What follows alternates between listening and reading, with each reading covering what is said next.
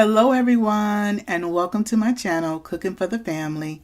I'm Dyvonne and today I'm going to share with y'all how I like to make my black bean soup.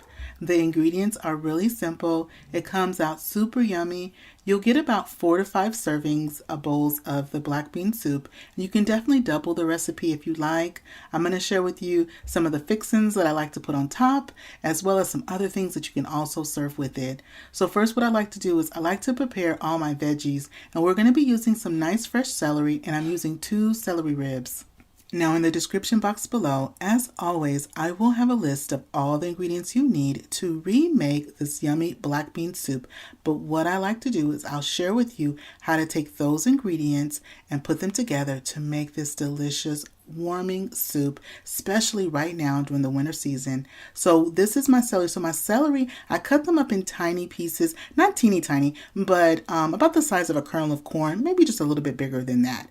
And so once I have all my celery chopped up, next we're going to chop up our onion. I'm going to be using a yellow onion, but if you only have a white onion on hand, you can definitely use a white onion as well. And this soup comes together pretty quickly because from start to finish, you can get dinner on the table for under an hour. And part of that is because I'm using the canned black beans, so I can pull this soup together fairly quickly. And so with my onions, I'm going to go ahead and chop those up also into those nice bite-sized pieces as well.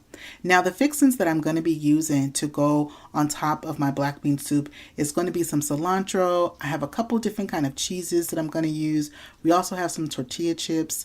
But with this soup, you can also serve it with crusty bread if you like. You can also serve it with some nice cornbread if you like some nice cornbread with it. So it's really versatile as far as what you want to serve with it. Now, if you are new to my channel, I want to welcome you in. And if you're a returner, I want to thank you for coming back. And if you have not subscribed to my channel yet, I want to invite you to hit that subscribe button. Subscribing to the channel is totally free. And if you're enjoying this video, don't forget to show it some love and give it a thumbs up. So we have gone on, and that was the size of the onion that I cut up. Now I also have some garlic. I got some fresh garlic. I'm going to go ahead and mince those. Now once we have our garlic minced, I'm going to go on and start putting together our soup. And if you're hearing a little rain in the background, it is pouring rain right now. I know some folks are dealing with a lot of rain like we are. Other folks are dealing with some snow and some snowstorms. So I hope everyone is taking care and keeping nice and warm. So in my large pot, I have some olive oil, and I put about a tablespoon and a half of olive oil. I also had some carrots, and that was a half a cup of chopped carrots that I put in there. And so that was nice fresh carrots. So I have my carrots. I like to get the carrots kind of going for about 5 minutes before I go ahead and add in my celery and my onion as well. So once the carrots start to just soften up a bit, just get a little toasty, then I go on and I add in the celery and onion, and we're going to saute all the three together for about 5 minutes until the celery, about 5 to 7 minutes, until the celery and the onion start to become nice and soft. The onions will become translucent, and the flavor that it's going to give off into our black bean soup is going to be so good. And so I'm just going to go ahead and let that go. Our celery and our onion have become soft. It looks like it's time for us to go on and put our other ingredients into our pot. Now I'm going to go ahead and add in my garlic, the garlic that we had minced earlier. And the reason why I didn't add the garlic to the celery and onion initially into the pot is because I didn't want the garlic to overcook. It doesn't take long to cook garlic for it to really give off a nice aroma and nice flavor. And so we're just going to let the garlic cook for just 1 to 2 minutes is all it's going to take. So once the garlic has that couple of minutes in the pot with the other ingredients, now I'm going to add in my chicken stock, and you can use either chicken stock or chicken broth, and we're going to put in 1 quart, which is the equivalent of putting in 4 cups. Now I like to use like chicken stock or chicken broth, but you can also use vegetable broth, and you can make it totally vegan or vegetarian by just sticking to the vegetable broth instead of using the chicken stock like I'm using. So once we have all of our chicken stock in, I'm going to add in a 4-ounce can of diced green chilies. I love the diced green chilies. It adds so much flavor. It packs so much flavor in this little tiny 4-ounce can. Now be mindful though that it does come in different heat levels, so you do want to get mild, and I always like to use the mild. Next we're going to add some cumin. Cumin is going to give us that nice warmy background spice is what cumin is, and you'll find it a lot of times if you're using beans or making chili or anything like that, or some nice like Spanish based stews. And then I like to add in some chili powder, and I'm going to put in 1 teaspoon of chili powder, and the ground cumin I put in 1 teaspoon plus another 1/4 of a teaspoon of the cumin. But in the description box below I will have all of that information and the list of ingredients for y'all. So once I have my spices in there, my chili, I go ahead and I like to give the pot just like a nice mix. Now once I go on and I stir my pot, make sure my seasonings and my spices are all good. Then what I'm going to do is I'm going to go ahead and add in my bay leaf, and I'm adding in just 1 bay leaf.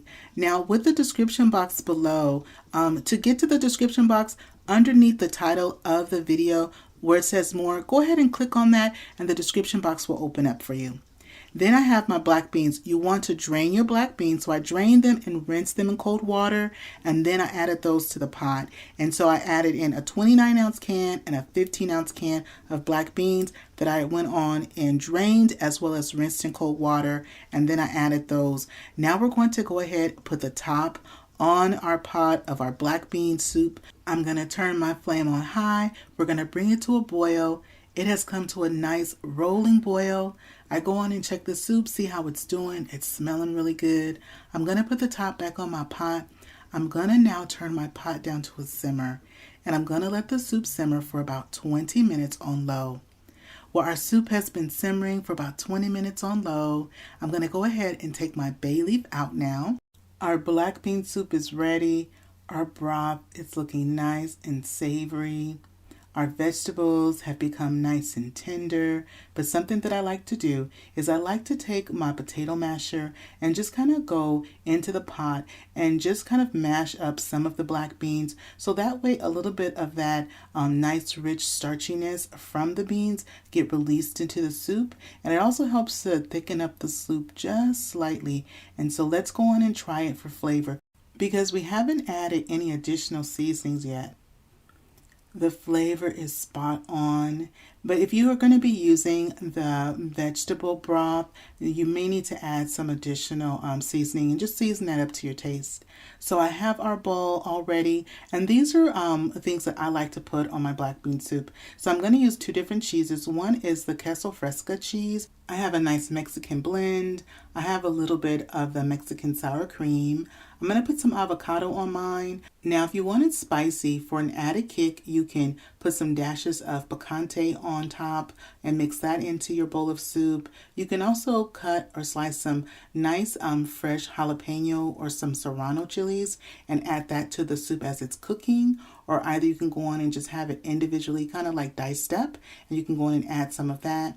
I've also put on some nice cilantro. You can do a squeeze of lime. I actually have some lime in the fridge, so a nice little squeeze of lime on top. Or if you prefer to enjoy the soup with a nice piece of crusty bread or a nice chunk of cornbread, you can definitely do that as well.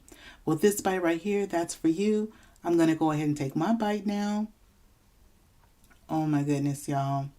The soup came out so good. I hope you enjoyed spending time with me today in my kitchen. Wherever you may be, I hope you are taking care and keeping nice and warm. Don't forget to hit that subscribe button if you haven't subscribed. Give this video some love and give it a thumbs up. Share it with a friend or a family. And remember, it's always good when Dyvonne is cooking for the family. I'll see you on the next one. Bye-bye, everybody.